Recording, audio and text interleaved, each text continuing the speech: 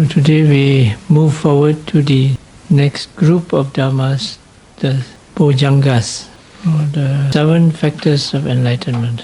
There's 7 of them, 7 factors. The first is mindfulness, second is investigation of Dhamma, third is joy, fourth is tranquility, fifth, Bojjhango Satisankata Dhammanam Vicayata. Third is energy, fourth is joy, fifth is tranquility, sixth is concentration, seventh is equanimity. All these are said to be the 7 factors that count or that contribute to enlightenment realization. The 7 factors of enlightenment, Bodhipakkhya, come in different groups. For example, the 4 foundations of mindfulness, the 4 supreme efforts, the 4 bases of success, the 5 spiritual faculties, 5 powers, 7 factors of enlightenment, and the Noble Eightfold Path. So 4 plus 4 plus 4, 12. Plus 5 plus 5, 22. Plus 7 plus 8, 37 factors of enlightenment. This is mathematics. Now each of this group has a particular aspect, emphasize a particular aspect in the practice. Each of these groups has also been described as the way to the purification of beings, as in the Satipatthana. Now the point is this: they are actually all parts of the enlightened consciousness, the supramundane consciousness. And what is explained to beginners so that they can practice to reach that state. That's why it is said that the Satipatthana is supramundane. Similarly, the 7 factors of enlightenment are supramundane. But if you relate it to practice, then of course it can include that which is mundane, worldly. Now in terms of these factors of enlightenment, Sambojjhanga, what does it mean? It emphasizes on the wisdom faculty. So there is this, again, this logic in its place after the Salayatana, after the sense basis. The sense basis makes a deep study and observation into processes. All types of processes are involved, conveniently and clearly classified under 6. But when you come to the 7 factors of enlightenment, then you come to the most important point, that is the wisdom faculty. And so you may say that when you talk 7 faculties of enlightenment, 7 factors of enlightenment, and then you're looking at the association involved with different mental states, key mental states that bring about this wisdom, this transcendental wisdom. Before we go further, I'd like to say something about this wisdom factor. I brought the piece of paper. So there are various ways of looking at this mental state of wisdom. They call it the wisdom faculty. First is understanding into the true nature of the object, whether it is in reference to concepts, conventional reality, or ultimate realities. It does not refer to hallucinations or misinterpretation or misinformation. No, it doesn't occur. For example, the first type of knowledge we talk about is Sutta Maya Panya. That is knowledge that comes from hearing. Because in those early days, you rarely find books, and so it was more of oral tradition. And of course, in those days, those arahants, they don't write books. For the sake of posterity, they don't need to. All your mind. You memorize everything. And so it's passed down from one disciple to the next. And so the Buddhist texts were committed to writing. When you remember something, it doesn't mean that you understand. A parrot can repeat after you, but it does not necessarily understand what you're talking about. But don't be underestimated. A parrot can know a lot of things. For example, I read somewhere in the newspaper, or where, I don't know, there was this parrot that identified the murderer of a murder case. The parrot identified the murderer of the murder case. The murderer killed the dog, but he forgot about the parrot. The parrot remembered, identified the... So anyway, we come back to our Mr. faculty. So that's why you see that, in Burma they have these Tipitaka Daras. That means those that remember the Tipitaka by heart. They are this voluminous text that they commit to memory. In the examination, they were sitting there and reciting the text, and there were 3 or 4 other learned monks checking whether he has missed any word out. It's quite a sight, no? He was there because he was down there and he was reciting that thing, and all his other monks checking were wearing spectacles. They were sitting under huge chairs and parasols around them, and they were going like that, and they were only allowed to make 1 or 2 mistakes, otherwise no. And there wasn't all of it. They have to sit through very difficult examinations, which means that they understand what they recite. So when it says Sutta Maya Panya, knowledge from hearing, it doesn't mean just hearing and what it said. You're able to differentiate what is right and wrong. Then next comes the Cinta Maya Panya, that comes with thoughts, thinking. It means it's not just what that appears in the books, but also what that appears outside the books that you can get from these mental concentrations. Give a very simple example. For example, at one time I was memorizing the Dhammapada. Dhammapada is a collection of verses. Mano pumbangama dhamma mano sata mano maya mano sache padutena vasati vakarata. So I memorized all of them.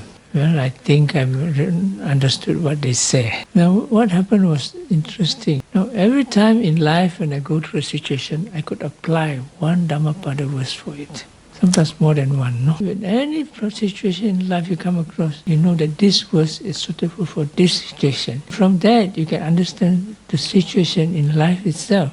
So we should not underestimate Pali recitation. Because when we recite, a number of things happen. The concentration deepens. In deeper concentration, you are able to understand deeper what is being recited. From there, it goes into the mind, and it turns over in the mind, and it brings up ideas. That's why sometimes they say you have a problem, sleep it over, and then you may get the answer when you wake up. So when you're sleeping, the mind is still working at a different level, but it's still involving a lot of conceptual stuff. And so there's a lot of mental cogitation, and from there some understanding can arise. There's this person in Malaysia. He's a physics student. He got a first class honours. His idea is when you have a problem, he sit with it. Day and night he'll be thinking of the problem and he will get an answer. Now the bigger problem came when he was trying to meditate. He has become an obsessive thinker. So he was with me in a retreat for a few weeks. Towards the end of the few retreat weeks, thinking stopped. Then he came to see me with the eyes like that, starry-eyed. My thinking stopped. I've never felt so calm, peaceful before in my life. See? Think some more? You want to think? It's now to switch off the radio when you don't need it. But after a few days, the mother phone, you have come back. Then all the thinking came back. This thinking, understanding. This also includes thinking in the Dhamma, no? Also thinking about meditation, except depending on your thinking, has it been based on some experiential knowledge? I know somebody who wrote a book on meditation. He cannot meditate.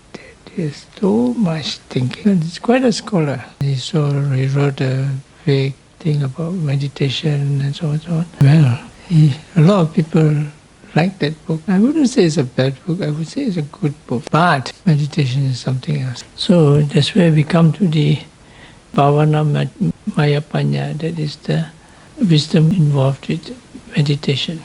Now, the 2 types of Bhavana, Samatha and Vipassana. So this type of practice, when you go deeper, you get experiences which the rational mind, for one who has not gone through it, does not understand. So this type of understanding goes beyond the normal concept, intellectual thinking. And in terms of vipassana, it goes beyond the concepts. Whatever that may be, it has to be, of course, in line with truth and reality.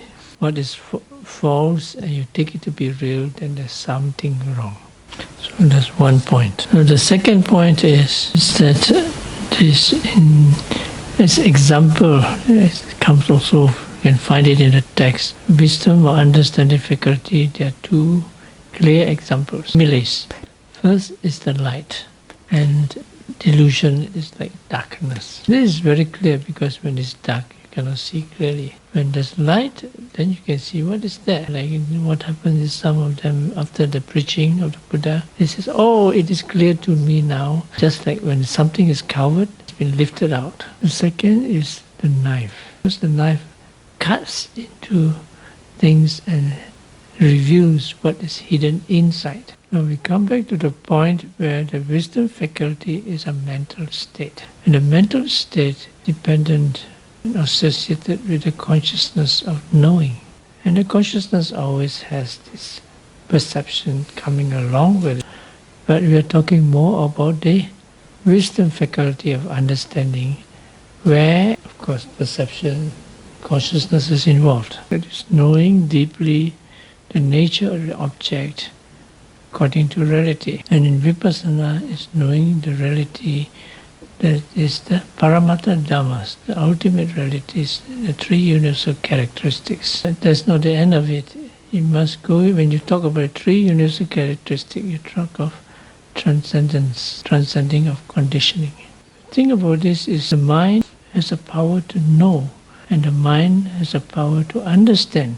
And here it does not have to undergo the process of rational thinking. In the modern world, they usually think of wisdom comes from a lot of this old man who with a long beard, and he thinks, yes, I understand the nature of life. For example, in Chinese would be Konghuzi, Confucius.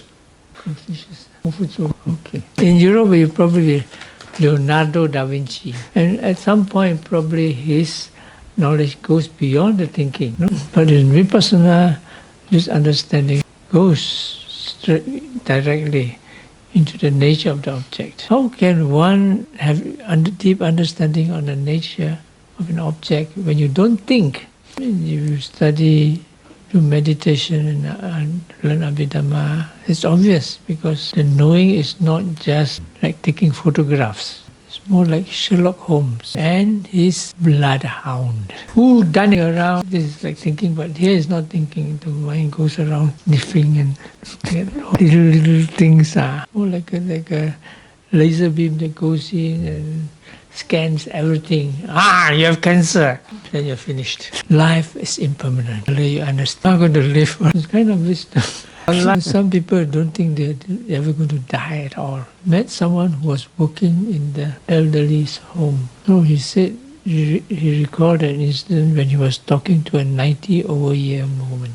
One day the lady told him, I think I'm going to die after all. What? You're already 90 over years old. You have been dead. The person can die when the moment he's born. So you get an idea better of this understanding. So we're going to develop a certain type of understanding. It's something very specific. An understanding that understands the truth underlying all existence. And it is something very precise. People talk about, when you do meditation or you do science, you have to be very precise. For example, you want to lose weight. To lower your blood sukero. How do you know? You have to measure. Every day you stand on with your towel, you stand as small a towel as possible. Towel has got to weigh. Stand on the weighing machine. 200 kilograms. Okay. So the next day you measure again. 199. But the precision depends on the weighing machine.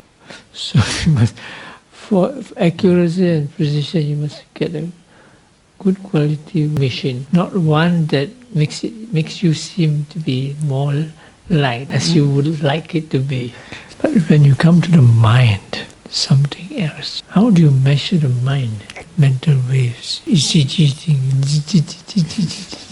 So nowadays they have this alpha wave, beta wave, and don't know what theta wave. So one day a friend tried to measure my waves.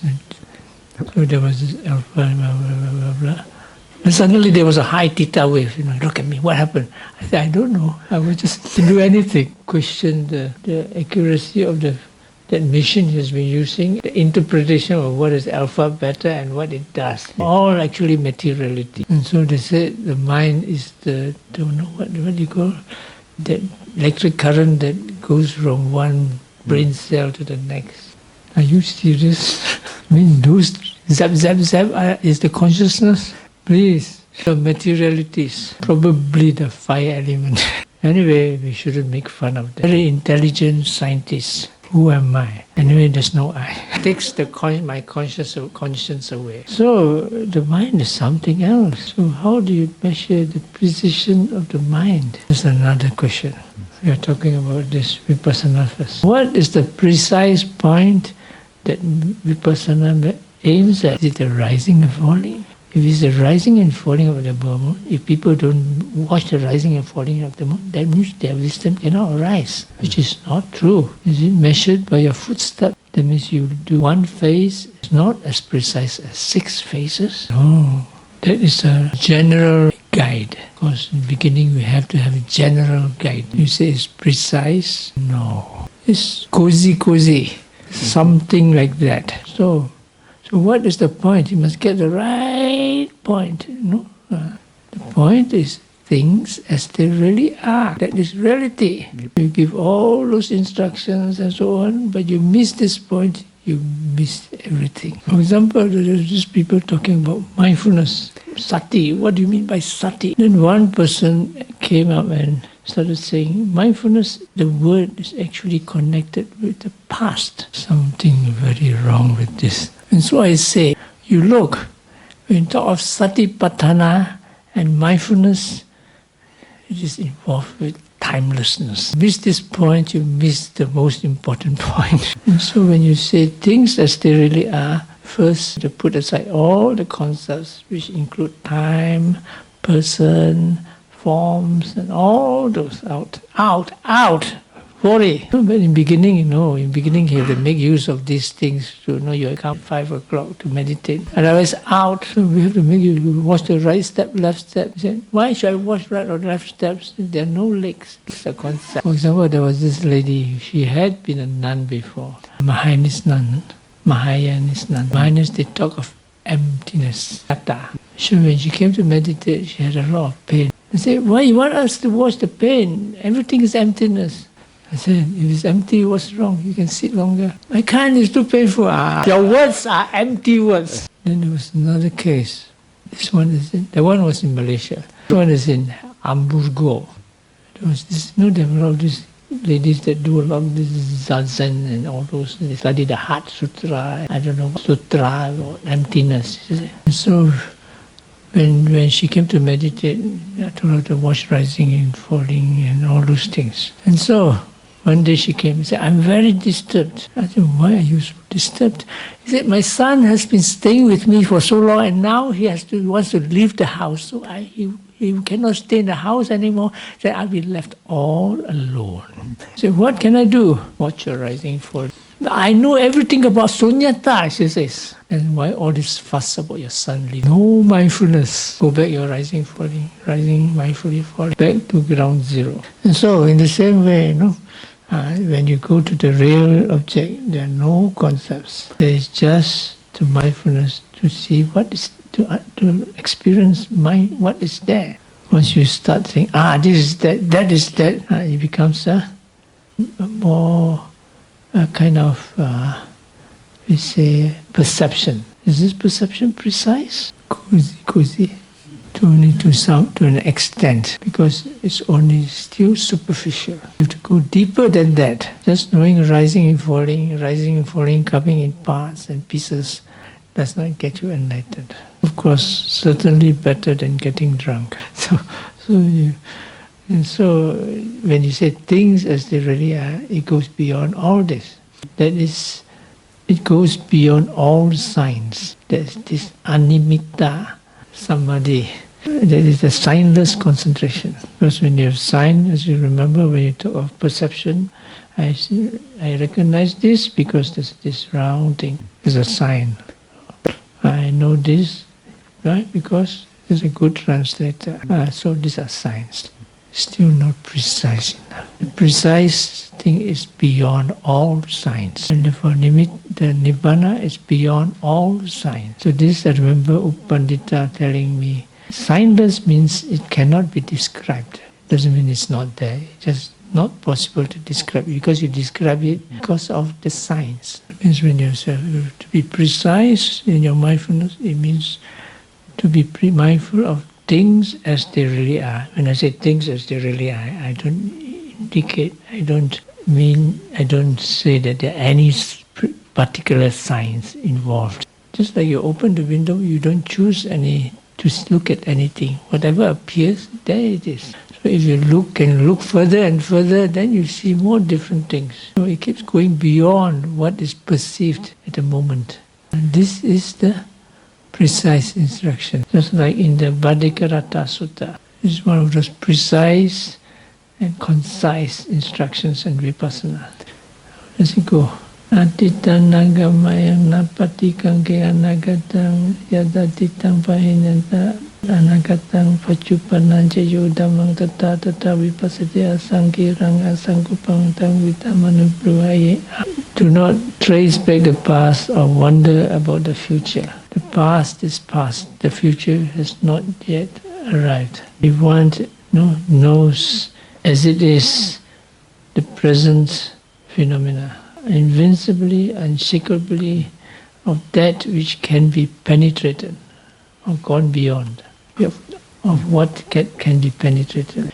And he does it by day and by night. And so this is what you call a very precise instruction. Sometimes when things are so precise and so direct and so simplified, people cannot understand. Because the mind has become too complicated. How can it be so simple? They cannot accept. So you have to make it difficult for them. And so you see the understanding and development of this realization can be very simple, but it has to be very precise in a very specific way. So having come to this point, then we go into the 7 factors of enlightenment. This is like, because when you talk of realization, you talk about transcendence. It's like the mind going beyond the mind. Wisdom going beyond that wisdom.